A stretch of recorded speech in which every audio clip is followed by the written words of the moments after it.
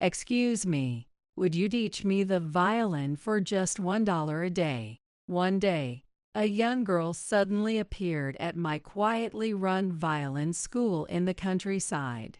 "Your right arm. What happened?" I couldn't find words, stunned. Her right arm was, in fact, a prosthetic. "Don't worry about the money.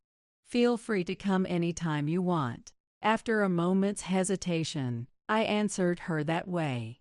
Little did I know that soon after, my voicemail would be flooded with 100 messages for my violin class. "My name is Polly. I run a violin school here in this small countryside town.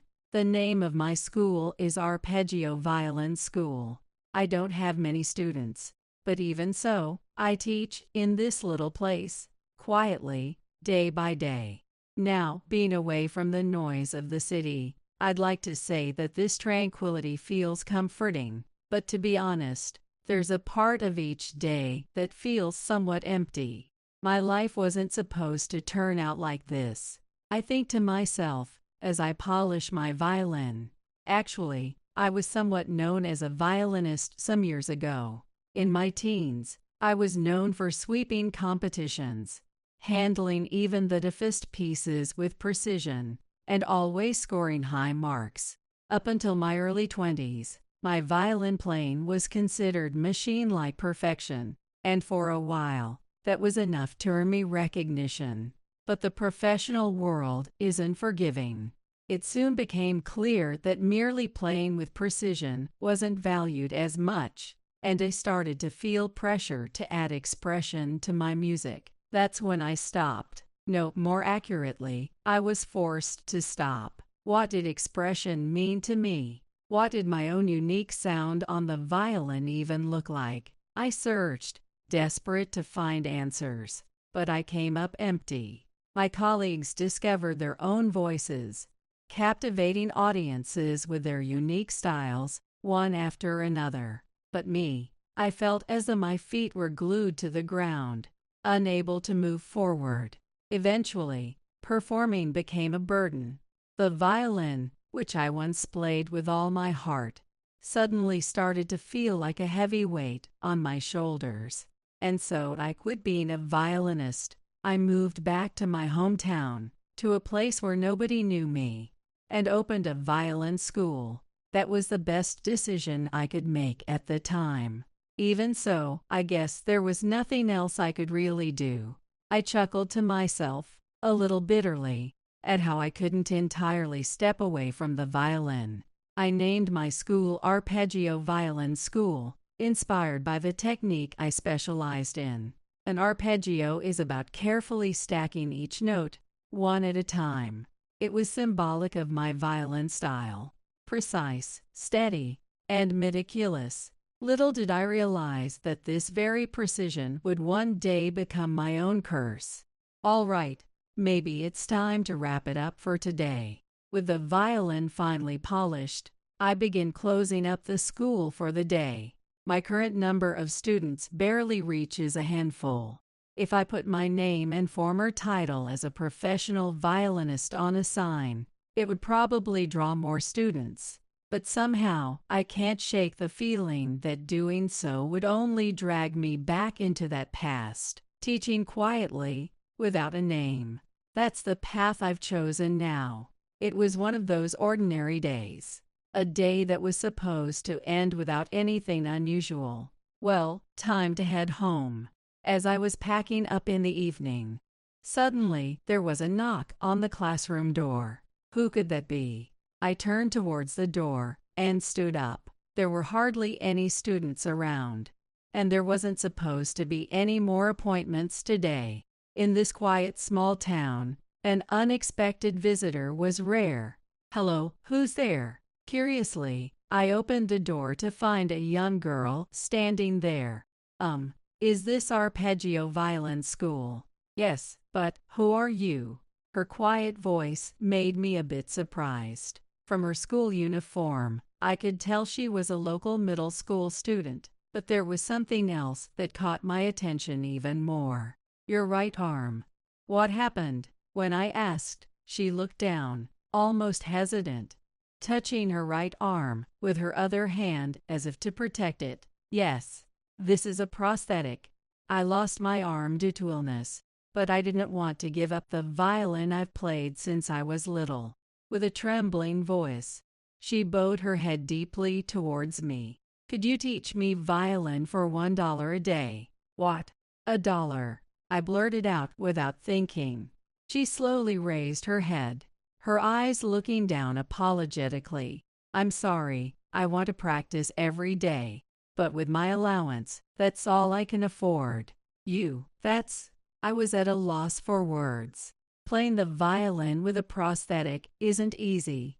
It would be challenging for her, and for me as her teacher as well. Moreover, for someone her age, it's usual to come with a parent when starting violin lessons. Why was she alone, trying to pay for her lessons with her own allowance? Many questions crossed my mind. So, it's no good, right? She looked down, almost on the verge of tears. Seeing her expression tugged at something deep inside me. Well, let me think. I considered it. To be honest, I had plenty of time, and I still had some savings from my days as a professional. And more than anything, I felt a desire to help her.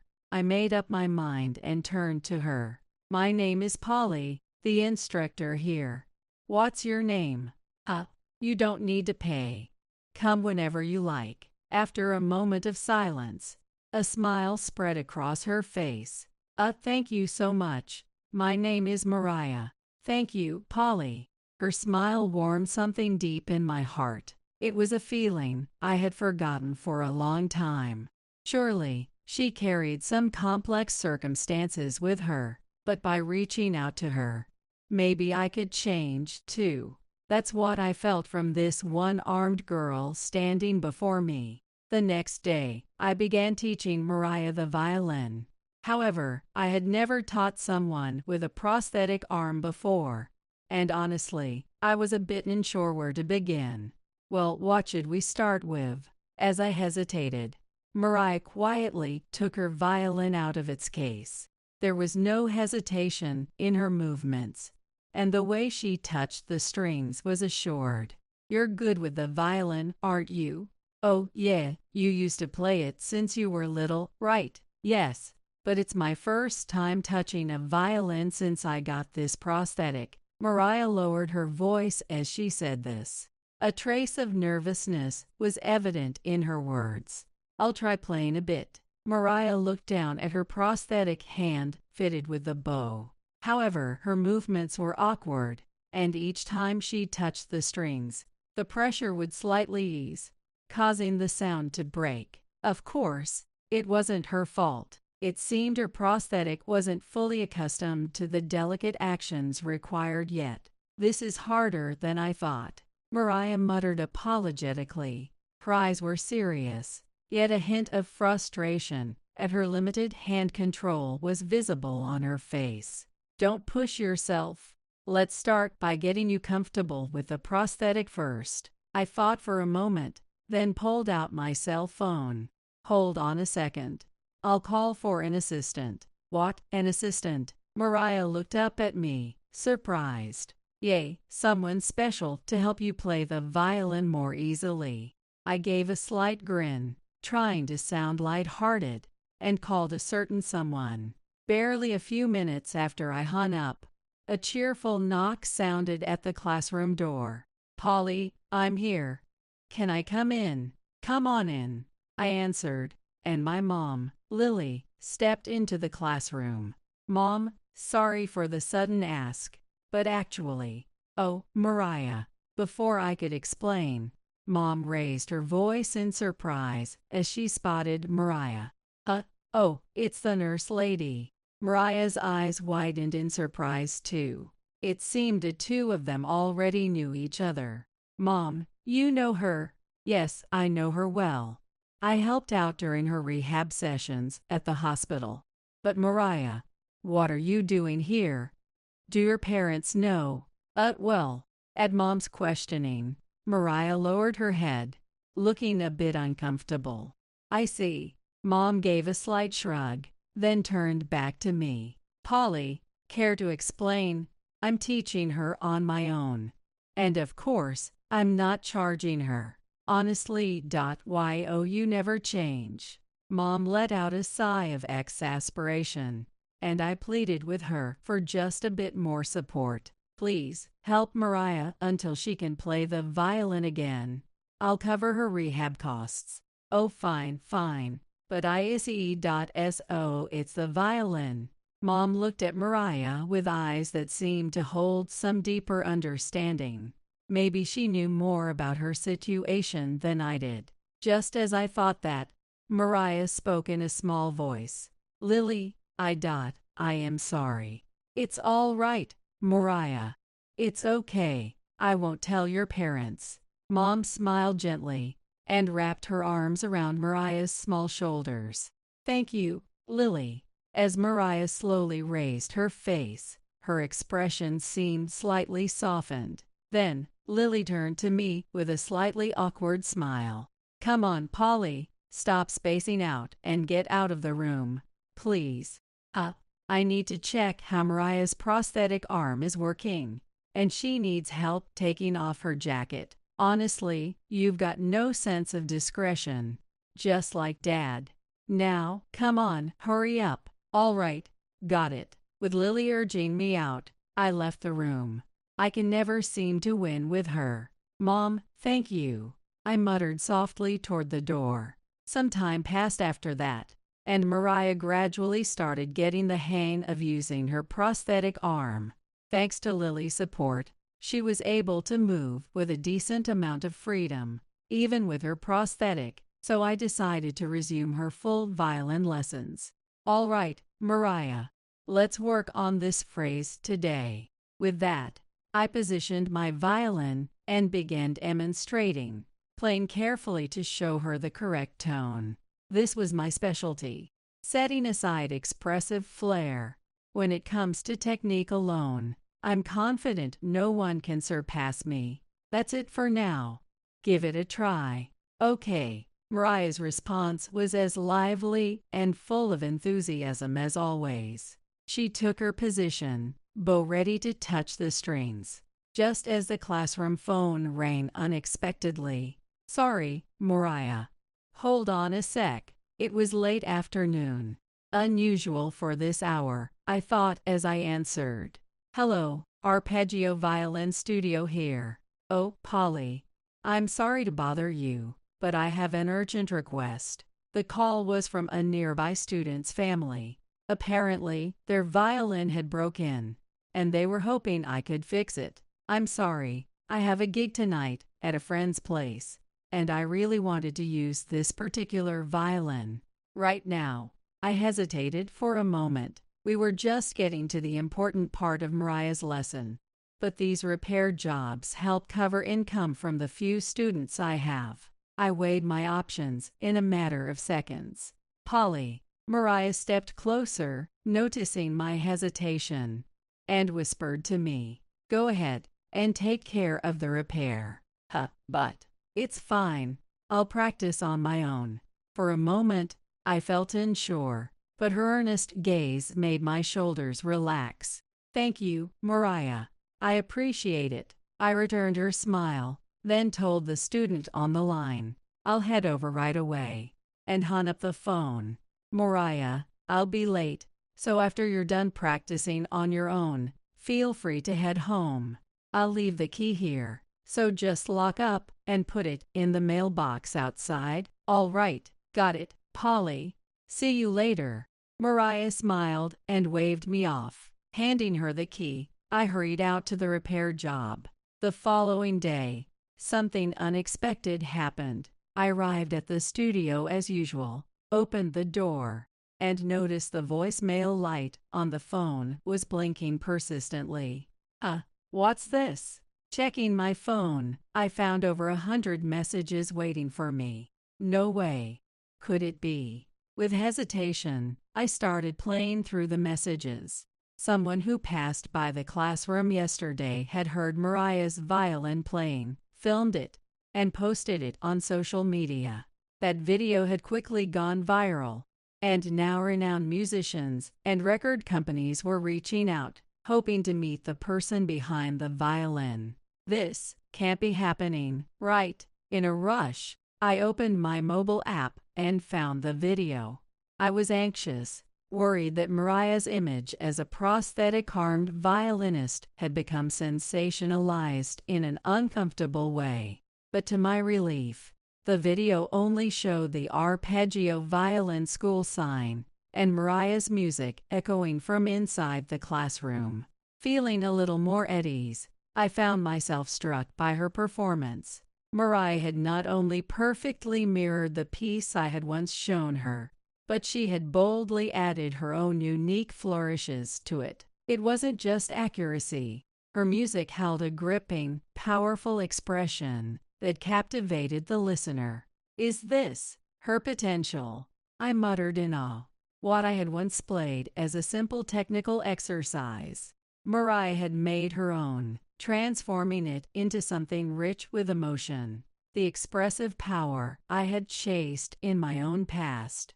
This was it. I felt it. Wow, this is unbelievable. Lost in this shock, I was startled when the door opened and Mariah walked in. Polly, is something wrong? Unaware of anything, she tilted her head.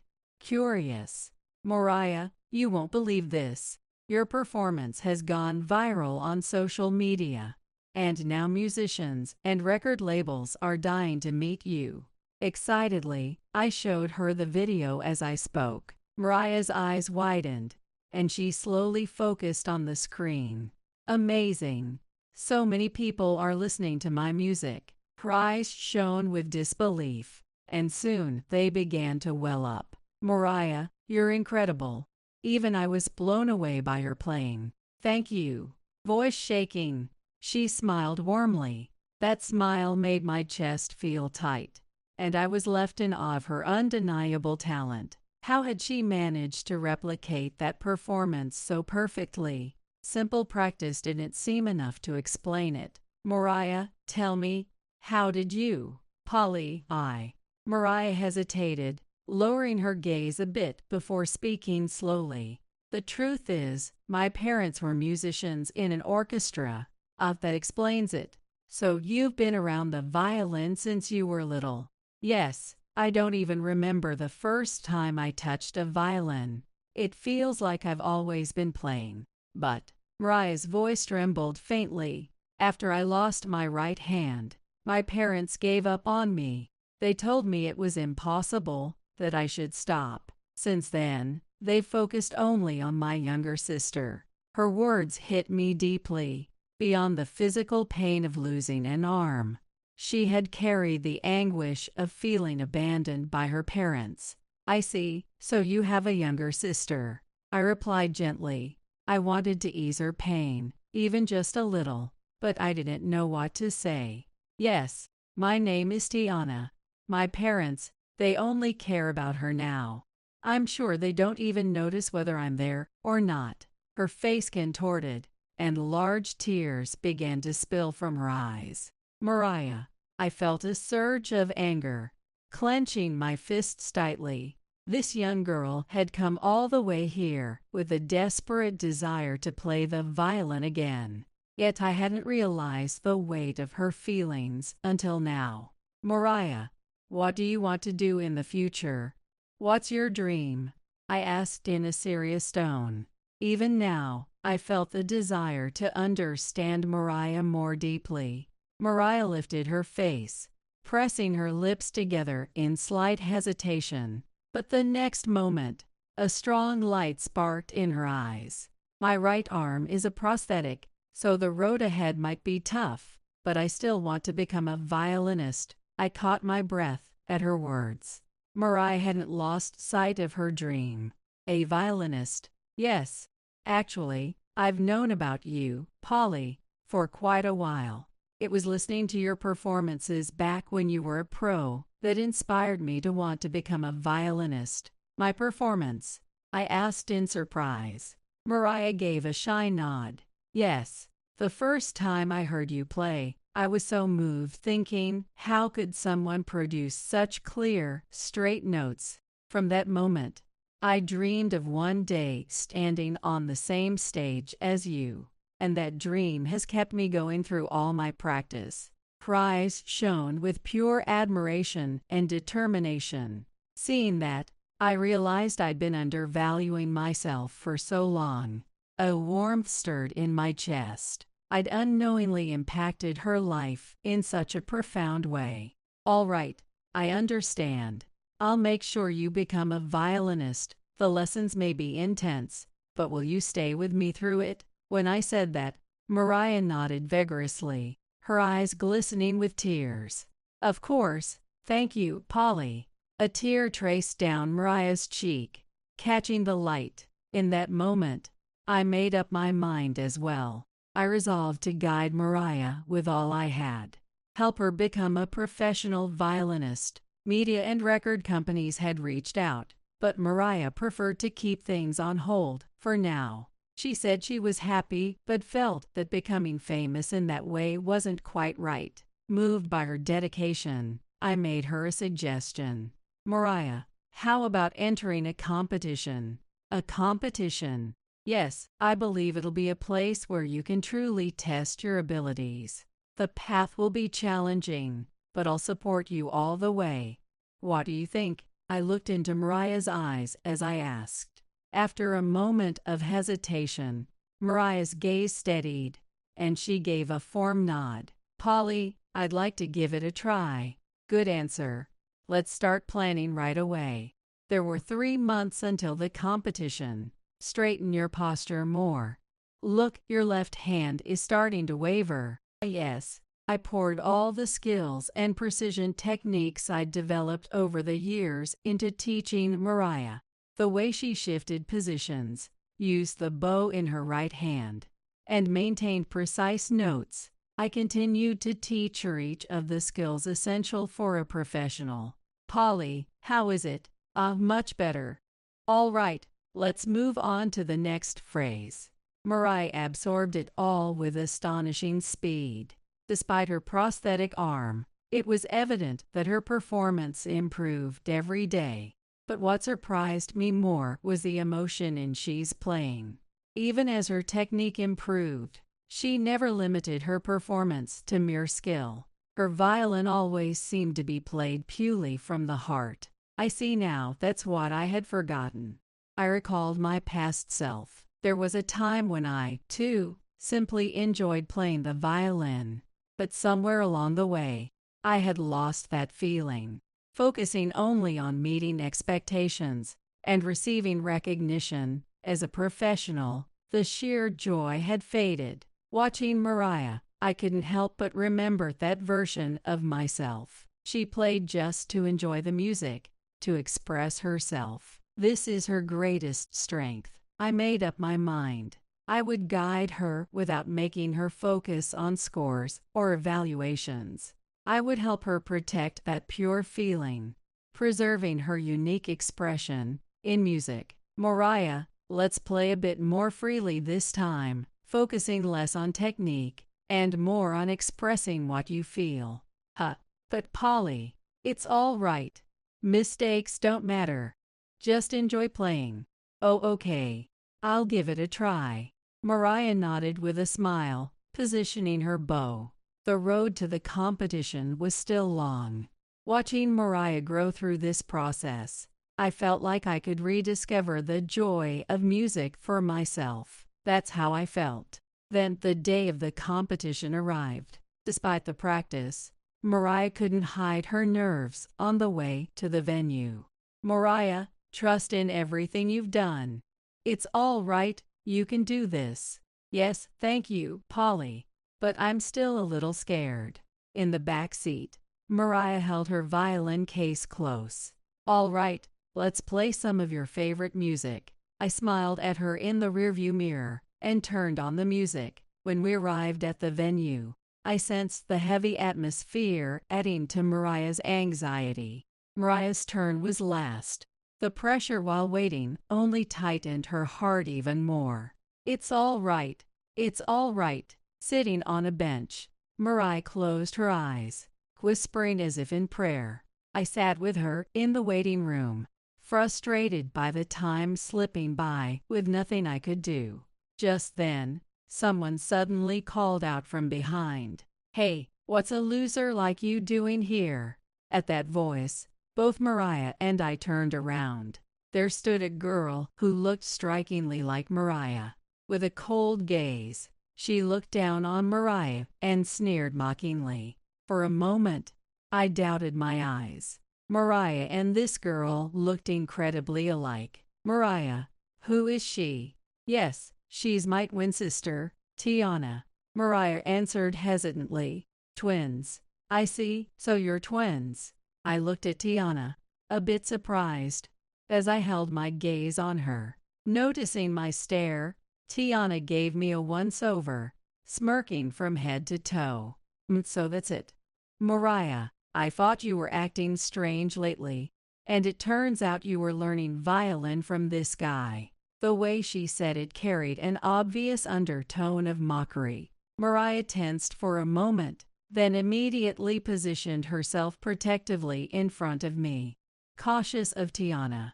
"Tiana, stop it," she spoke in a low voice, but Tiana's cold gaze remained unchanging. "Good for you, Mariah. Getting taught by someone you've always admired." From Tiana's tone, I realized she must know about my past career as a professional musician. The glance she cast at me seemed to imply that although I failed, she wouldn't make the same mistake. "Hey, is Mariah joining too?" "That's impossible. You can't play the violin with a prosthetic arm, and no one would want to listen to it anyway." I held my breath for a moment. I could see Mariah's eyes tremble beside me. Just then, the dressing room door opened quietly. Someone was approaching us. Turning around, I saw a middle-aged couple with a refined demeanor standing there. "Mariah, what are you doing here?" "Yes, we told you to stay at home today, didn't we?" At their words, Mariah tensed, inhaling sharply. It seemed these two were Mariah's parents. Their voices were cold, as though they were denying Mariah's very existence. Mariah hesitated for a moment but met her dad, Sean's, gaze steadily, and spoke. "I'm here to participate in the competition." At those words, her parents' expressions shifted for a brief moment. "A competition? You? How could you waste your time like that?" Her mom, Nicola, looked down at Mariah with a mocking laugh. "You don't even have your arm anymore. Do you think you can still perform decently with only one arm?" Sean added, lashing out with a heartless remark. I saw the color drain from Mariah's face. Before I could speak to stop them, Nicola roughly grabbed Mariah's arm. "Ouch, that hurts. Hey, that's going too far. Stay out of this, outsider." "Listen, Mariah, we don't have any more expectations for you in this state. With Tiana here, there's no point in investing in you anymore." "Mariah, did you forget we're the judges today?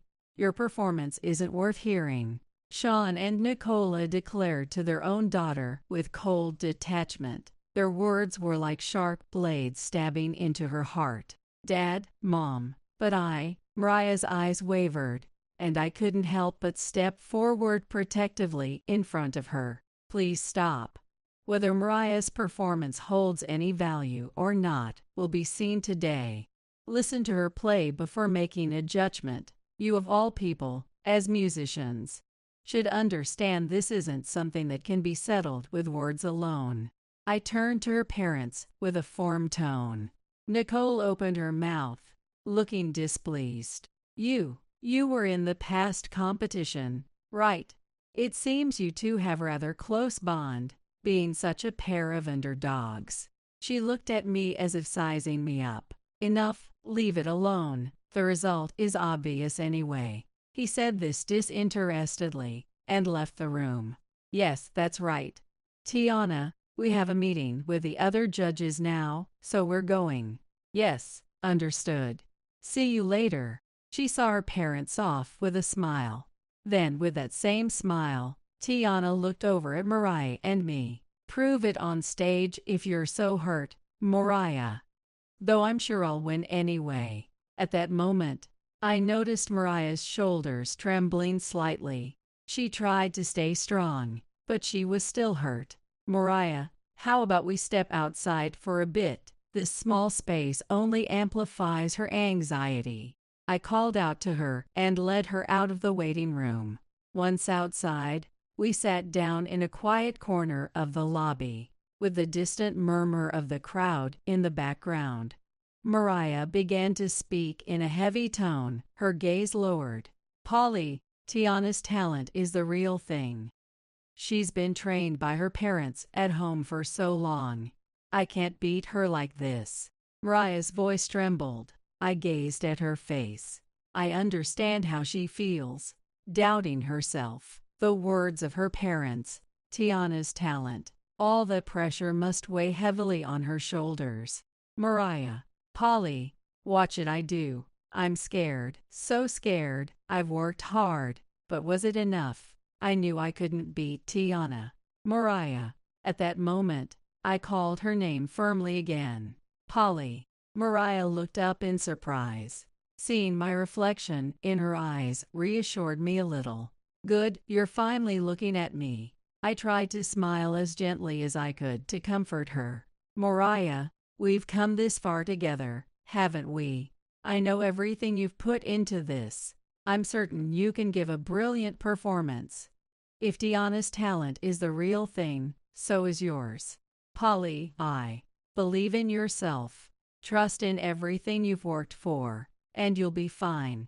Little by little, her expression began to soften at my words. "Thank you, Polly." Her lips turned up just slightly, a smile returning to her face. "That's it, that's the spirit," I answered with a small smile to match hers.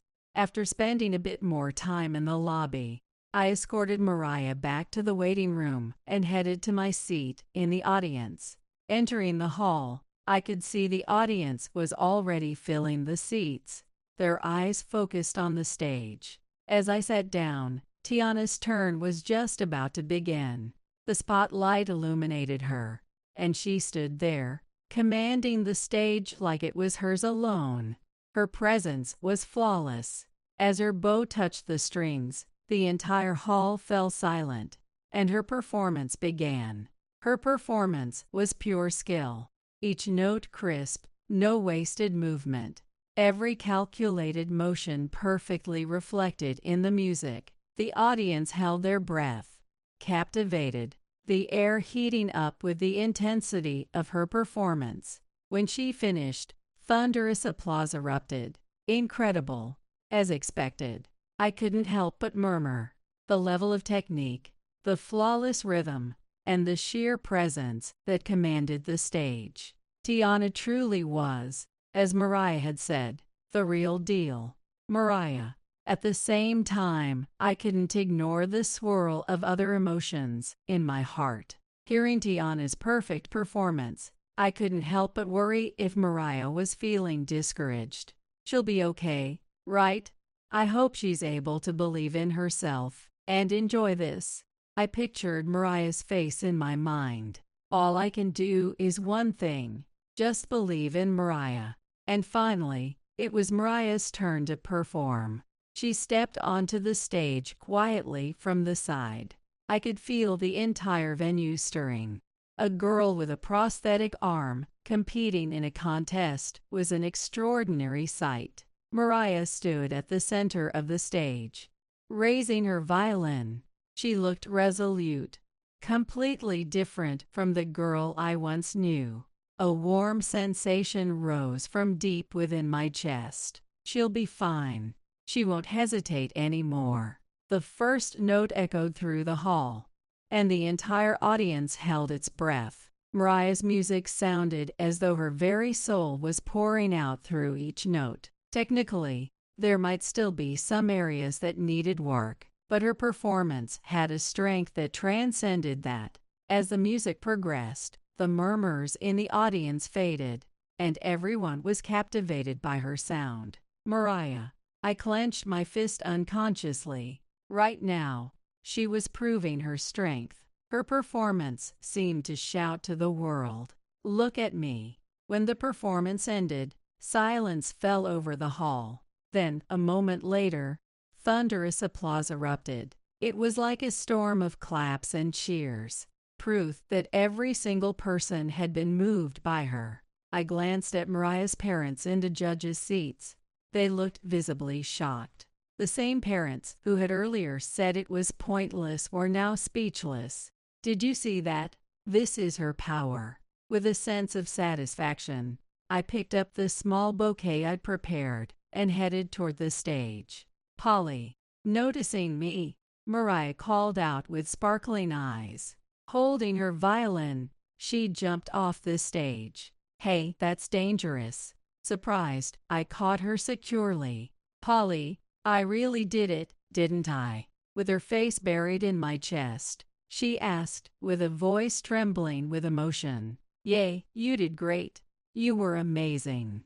I lightly stroked her head with a smile. As the applause continued, we stayed there for a moment, feeling each other's warmth. When the judging concluded, Mariah's name rang out as the champion in the hall, breaking the tension that had lingered.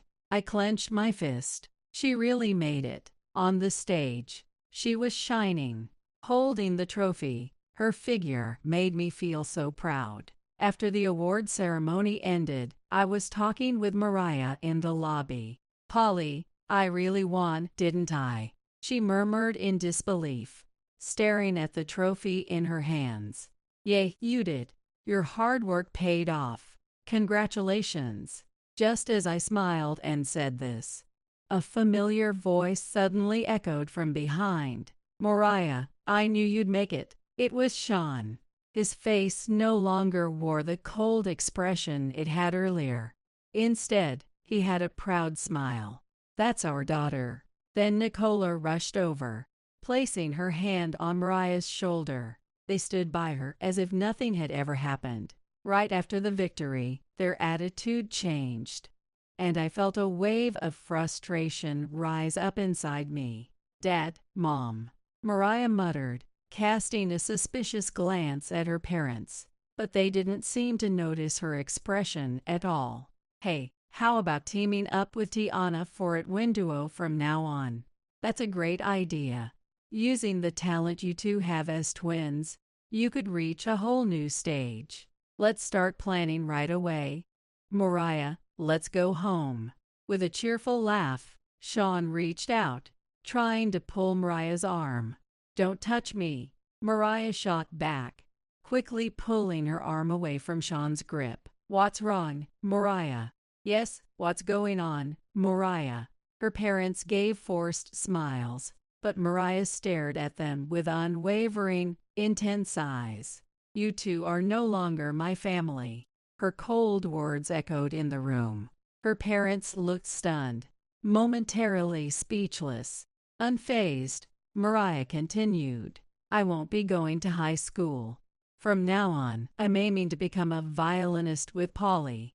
Her words struck a chord in me, too.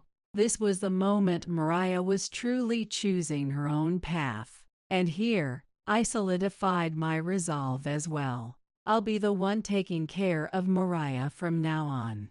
With those words, their faces twisted even more. "What are you saying? That's out of the question." Sean's face reddened as he shouted in anger. "That's right. Mariah is our daughter. There's no way we'd hand her over to you." Nicola joined in, voicing her opposition, but the mood around us had shifted. Onlookers nearby, spectators and event staff alike, started looking at her parents with cold, disapproving eyes. No one was taking their side. Meanwhile, Tiana, who had been hiding behind her parents, glared intensely at Mariah. She looked as if everything had been taken from her, with a deep resentment in her expression. "Mariah." Tiana opened her mouth as if to say something, but the words didn't come. Instead, her eyes shot daggers of emotion Mariah's way. "Tiana." Mariah met Tiana's gaze, her her own steady and resolute. I appreciate everything you did for me up to this point, but after I finish middle school, I won't be coming back home. Thank you for everything up until now. After a long moment of gazing at her family, Mariah said this and bowed her head slightly. Let's go, Polly. Yay. She held my arm, and we walked away. No one said a word to us, but I could feel their stinging gaze on our backs. From there, Mariah and I began to enter one competition after another, steadily making a name for ourselves. Her performance kept improving, each note becoming sharper, more compelling, drawing the audience in like never before. As her hard work and talent began to take shape, each new award she won filled me with a deep, genuine joy. Yet, I couldn't help but notice something. Neither her parents nor Deanna showed up at any of her competitions anymore. Mariah, how's everything going back home lately? One day, I asked Mariah that question. Ever since that last competition, I hadn't seen her family around, and it had made me a little curious about what might be happening with them. My parents, well, they're still with the orchestra in some capacity, but I don't think they have the kind of influence they used to. Word about how they handled things with me, especially at that competition, seems to have spread, and, well, it's not exactly looked upon kindly. Mariah answered with a slight, wry smile. I see. And as for Deanna, she's completely put down her violin since then. What, Tiana? I was genuinely shocked. She had such incredible talent, yet she'd given up the violin entirely. Of course, Polly, this isn't because of you. Noticing my expression, Mariah quickly added a few words. This was the path she chose for herself. Her commitment only went that far, I guess. In her words, I could feel her growth. She was no longer the girl who had once been hurt and run away. She had grown so much stronger. Mariah, you've really become a strong person. I thought that sincerely. It's all thanks to you, Polly. She smiled shyly, and then, with a serious look, met my gaze. Polly, when I become a violinist, would you play alongside me? What? With me? Yes, that's my dream. Her eyes were filled with pure determination. In that moment, I felt a spark reignite within me, a desire to return to the professional world. I wanted to become a violinist again, to stand on the same stage as Mariah and perform with her. All right, it's a promise. I'll work hard too, so I can stand by her side once again. I took her prosthetic hand in mine. In that moment, a new dream was born between us.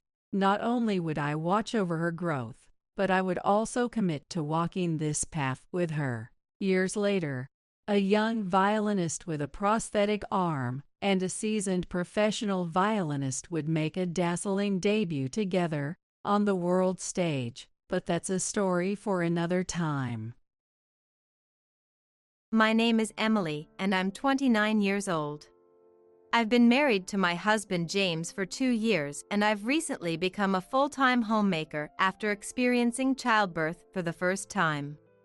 Despite the struggles I face due to postpartum, the cuteness of my angelic son makes all my fatigue vanish.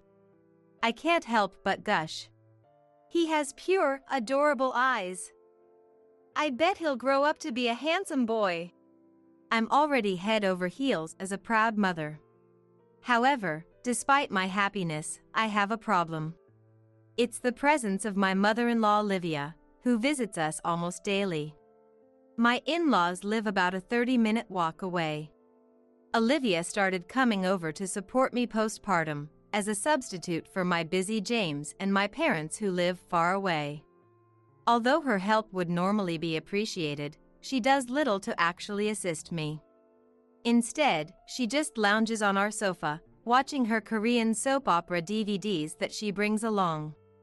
She's more of a burden than a help, expecting me to serve her tea and fetch her tissues. She was the one who offered to help, But what is she here for exactly? I have tried telling her. I'm fine, you can go home. But I ended up getting an earful from James later that night. Undoubtedly, Olivia complained to him about being sent away. Even though I asked him to stop because our son was crying, James still snapped at me. He's a real mama's boy. I wish I could go back in time and punch my past self for not noticing this before we got married. He insists that I replicate his mother's recipes and even tries to make me dress more like her. No matter what I say, James worships his mother as if she's a goddess. No matter what I say, James worships his mother as if she's a goddess. We don't need to rely on your mom.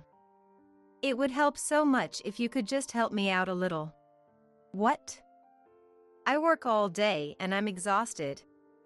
Besides, I bet the baby is happier when you take care of him. Even when I'm talking to him, his eyes are always glued to the TV or his phone, showing no sign of being engaged in the conversation. Does he not care about our son? I'm just as exhausted as he is. With my eyes bloodshot from lack of sleep, fatigue, and stress, I glare at him. Don't you dare complain to my dad. He's also busy and won't tolerate any unnecessary drama. For a moment, he turned his gaze to me, and James spoke as if to warn me. My father-in-law Ethan is nearing retirement, but still works a lot. I know he is busy. However, it would be a great comfort if he, who treats me like his daughter, could say something to James or Olivia. As I recall my conversations with James, Olivia's inconsiderate voice snaps me back to reality. Emily, the baby is fussing. Hurry up and soothe him down. It's the fun part of the drama now. She calls, not taking her eyes off the TV screen. I stop folding the laundry to attend to my son.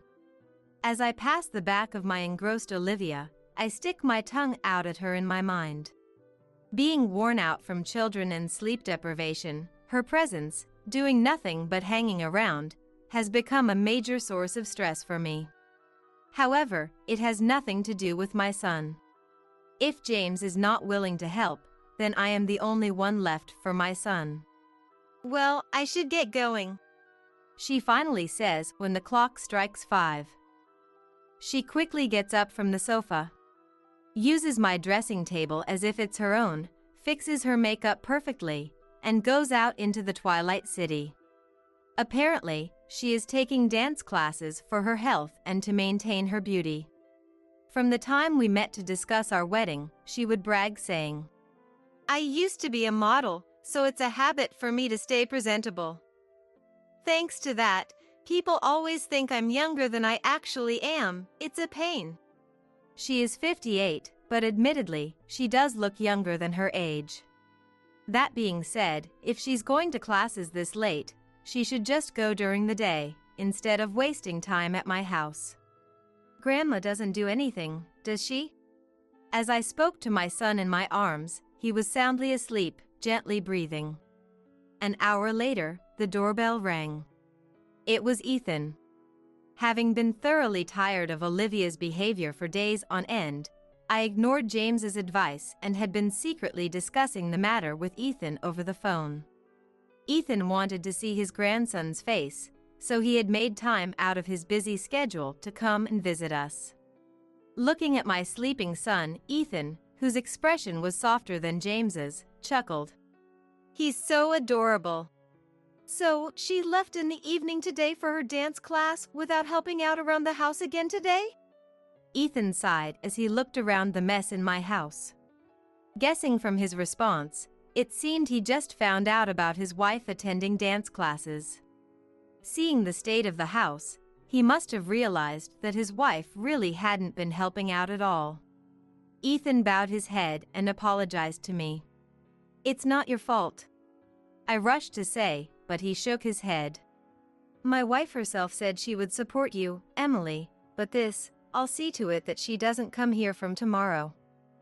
And I understand my son may not be much of a help, but if there's anything you need, let me know anytime.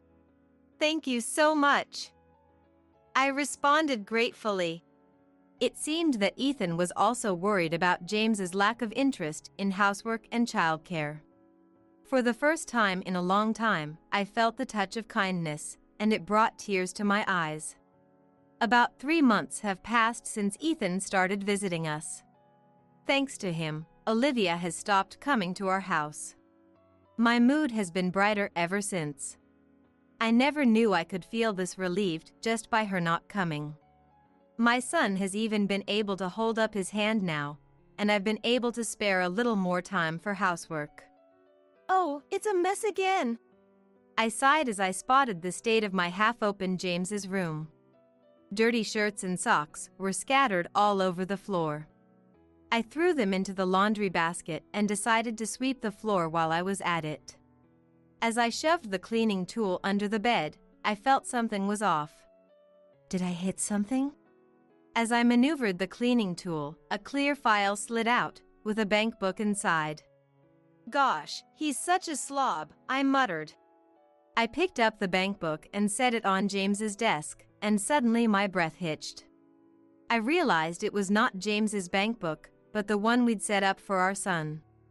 Why was our son's bank book in James's room when I always kept it somewhere else? Currently, the only money in the account was the generous amount gifted from my parents and Ethan for the birth of our son. It was a considerable amount, saved for our son's future. A sense of dread crept over me as I tentatively opened the bank book. All the money in it was withdrawn. Out of impulse, I opened James's desk drawer and pulled out his bank book. Even though I knew I shouldn't, I couldn't stop myself. Just as I thought, I muttered. Opening James's bank book, I found that the entire bonus he'd just received was withdrawn. Moreover, the remaining balance was too low. My mind went blank. Even as I heard my son crying in the distance, I was too stunned to rush to him as I usually would. A few hours later, when James came back from work, I confronted him. He was initially angry that I had entered his room and looked through his things, but eventually confessed. I was financially helping my mother. What? Why would you need to support your mother? And I can't believe you do something like this without telling me. You even dipped into our child's savings. This is not okay. James angrily thumped his desk as I confronted him. Look, I only helped out 'cause my mom said she was struggling, okay? She's probably got problems we know nothing about. Besides, it's my hard-earned money. If you have so many complaints, maybe we should just get a divorce, he grumbled. Our son, who had been gently snoring in his crib, woke up and started crying. James argued with me and disturbed our son's sleep. I hurried over to him and lifted him up in my arms. The money you earned? The money in the account was a generous gift from our parents. For our son, you can't claim it. Both your dad and my parents gifted us thinking about our son's future. Don't you feel guilty at all? And I'd appreciate it if you stopped mentioning divorce so thoughtlessly, I retorted. Watching our son, now cradled in my arms and calming down from his tears, James snorted with a look of annoyance. Then he presented a sheet of paper on the desk. It was a divorce paper, and his section was already filled out. I was shocked and my eyes widened in surprise. I wouldn't mind getting a divorce any time, to be honest. But you wouldn't want to be struggling financially, burdened with a newborn baby, he said, seemingly thinking this would shut me up. My feelings started to recede at James's childish behavior. That's when I realized something. He had never once held our son. Seeing me silent, James laughed, almost as if he was certain of his upper hand. So, from now on, please pay the living expenses from your own pocket, he added nonchalantly, tapping my shoulder before leaving the room. As the living room door closed, I sank to the floor, exhausted. Tears naturally flowed down my cheeks. My son, nestled in my arms, stretched out his little hand to me and giggled innocently. I had made up my mind. The next day, I submitted the paper he'd handed me to the city hall. Afterwards, I got on an Amtrak train. I left a note saying, "I'll submit the divorce papers and will be claiming alimony and reimbursement for the money you used, along with my wedding ring." I was concerned about taking our newborn baby outside, but he seemed intrigued by the new surroundings and was fortunately in a good mood. I braced myself to take extra care of his health. I was headed to my parents' house in Michigan. I only brought essentials for our son and a few of my valuables, so I didn't have much luggage. My parents, having been informed the previous night, were ready to welcome us. After hearing about James and his mother's actions, they were enraged. But they smiled kindly and suggested that I help them with their family business and raise my son here. My parents ran a fruit farm. It was a tough job, but I had helped out since I was a kid and had some experience and knowledge. I began to think that it might not be so bad. The next day, while I was enjoying a rare moment of relaxation, my phone rang. It was Olivia. Reluctantly, I answered the call. "Emily, what the hell is this about?" The moment I put the phone to my ear, a shrill scream pierced through. Somewhat irked, I replied, "Who are you?" "Huh?" Taken aback by my nonchalant response, Olivia stuttered. Feigning recollection, I exaggeratedly said, "Oh, is it you, Olivia? I'd completely forgotten about you since I've already divorced your son." My somewhat light-hearted reply seemed to shake her. "Emily, do you realize what you've done? Acting so selfishly." I assumed James had run to her, not expecting me to really go through with the divorce. It made sense that she was panicked enough to call. Selfish? "I think the problem lies with your son, who presented me with a signed divorce agreement as a threat. Though it worked out just fine for me, I responded calmly." She didn't seem to understand. "I'll forgive you for this. Get married to my son. He's so upset, he's crying right now." I wondered if he was still by her side. The image of James watching me talk on the phone with Olivia, tears welling up in his eyes, sent a chill down my spine. At the same time, I was utterly speechless at his determination to somehow get his mother to intervene. "Enough is enough. I don't need a mama's boy for a James, or a Olivia who spends her nights in male strip clubs." "Huh?" Olivia choked on her words from the other end of the phone. "How do you know that?" It was clear she reacted to the mention of the gentleman's club. This happened last night. After James left the living room, I pulled out my phone. One call was to my parents, to tell them I planned on divorcing and coming home. The other was to Ethan, to whom I owe gratitude and an apology, to explain the situation.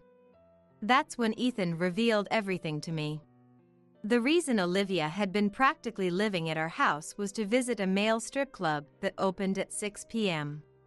There were various reasons she stayed at our place during the day, the first being our house was closer to the club than hers. Plus, by spending her days at our place, she could avoid chores at her own place. She also used me and our son as her excuse to get back home late. All this worked in Olivia's favor. Apparently, she had taken quite a fancy to one of the dancers at the club and had been spending a lot on him. It was hard to believe that Olivia, who had always been a homemaker, had any money of her own. And she couldn't even drink alcohol because of her low intolerance. She had been withdrawing money from the bank account Ethan maintained, buying drinks for the dancers, while sipping sodas herself. Ethan had been suspicious of Olivia after I asked about her. Despite being forbidden from coming to our house, Olivia continued to find reasons to go out for a while. Realizing something was off, he followed her and discovered she had been a regular at a strip club. he was deeply shocked to find out about her escapades and the misuse of his bank account. To think she'd even take money from our son and grandson. If only I'd found out sooner. I am deeply sorry, Emily, and to my grandson as well. The gravity of Ethan's guilt and apologies over the phone, having learned about our situation, was overwhelming. You lied to James for money because she didn't have enough to lavish on those entertainers, didn't you? Olivia remained silent at my accusation. I could hear James's voice over the phone saying, "Mom, tell me that this is all a lie." It seemed he had been listening after all. After a moment of silence, Olivia erupted in anger. Don't use such vulgar words like lavish. I'm just showing Chris my affection. He loves it when I visit him. Chris must be her favorite dancer's name. I sighed at Olivia's pathetic outburst. The thought of my son's money being spent on her entertainment boiled my blood again. Neither Ethan nor I will let this slide. You better be ready, ma'am. I ended the call and switched off my phone. A few days later, I received a call from James, who made a sincere apology about the misuse of money and his mother's actions. Regarding the divorce papers, he admitted that it was only on his mother's insistence, saying, "If she bothers you, just show her the divorce papers. She'll stop bothering you." And he wasn't serious about it. He was deeply regretful about being fooled by his mother, who he trusted unconditionally, and eventually driving us to divorce. He seemed to have finally woken up. "I'm truly sorry.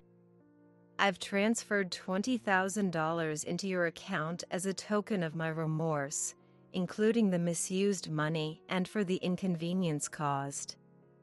I hope this shows my sincerity. Let's start over and create a happy family. I need you, Emily, just as much as you need me." His words made my skin crawl. Reconciliation is not an option. I only need my son. From now on, I'll need child support. We can discuss this further with our lawyers. I knew that the $20,000 was the money Ethan had lent James. It was the money saved for his retirement, separate from the account Olivia had been spending from. From now on, James would have to work hard to repay his father and provide child support for our son. He'd also be under his father's surveillance. James, who believed I would be forgiving him, was in tears and apologizing, but it was too late. I said, "Goodbye," ended the call, and promptly blocked his contact. 2 months have passed since the discussion with James, facilitated by our lawyers, was completed. Right now, I'm assisting at my parents' orchard, while also dedicating myself to child rearing. After my divorce from James, I've continued to keep in touch with Ethan. Sometimes, he comes over to see my son. Through conversations with Ethan, I learned that Olivia had secretly accrued debt. Ethan, who had secretly been preparing for divorce, showed no mercy and kicked Olivia out. Now it seems James reluctantly took in his mother and they're living together. Both James and his mother are forced to work to repay the debts and are living under extreme poverty. As I look into my son's innocent eyes, I'm determined to raise him so he doesn't end up like his father or Olivia.